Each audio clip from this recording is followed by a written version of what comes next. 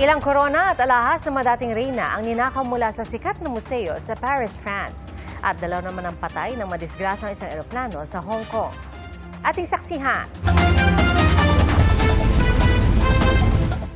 Nahati at nahulog sa dagat ang cargo plane na ito malapit sa Hong Kong International Airport bago mag-alas 4 ng madaling araw.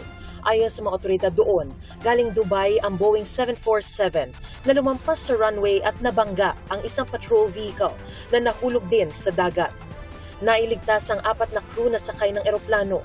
Kasama namang nahulog sa dagat ang 2 airport security staff na sakay ng patrol vehicle. Patay na nang makuha ang isa sa kanila at ang isa ay nasawi sa ospital. Iniimbestigahan pa ang sanhi ng insidente. Pansamantalang isinara ang hilagang bahagi ng airport. Wala pang pahayag ang ACT Airlines at ang Boeing. Tinutugis naman ngayon ng mga otoridad ang mga suspects sa panluloob sa Louvre Museum sa Paris, France nitong linggo. Nangyari umano ang pagnanakaw habang bukas na sa publiko ang museo.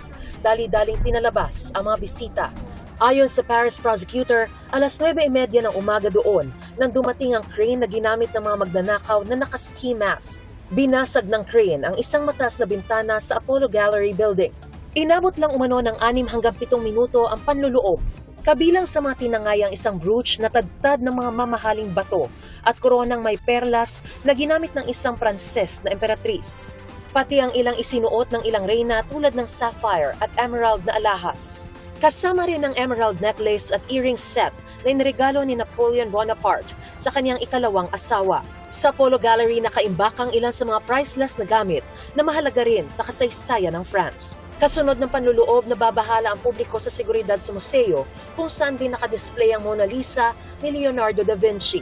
Wala namang naiulat na nasaktan. Sarado muna sa publiko ang The Louvre. 7 bagong santo ang kinanonisa ni Pope Leo XIV sa seremonya sa St. Peter's Square nitong linggo.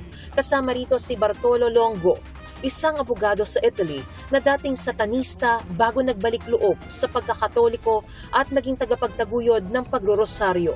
Kasama rin ang Armenian bishop na si Ignatius Maloyan na pinatay noong 1915 matapos tumangging magpalit ng relihiyon. Kinanonisa rin sina Blessed Pedro Toro, Vincenza Maria Poloni, Carmen Rendiles Martinez, Maria Troncati at Jose Gregorio Hernandez Cisneros.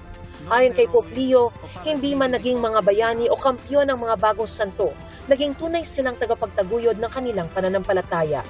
Para sa GMA Integrated News, ako si Mariz Umali ang inyong saksi. Mga kapuso, maging una sa saksi. Mag-subscribe sa GMA Integrated News sa YouTube para sa iba't ibang balita.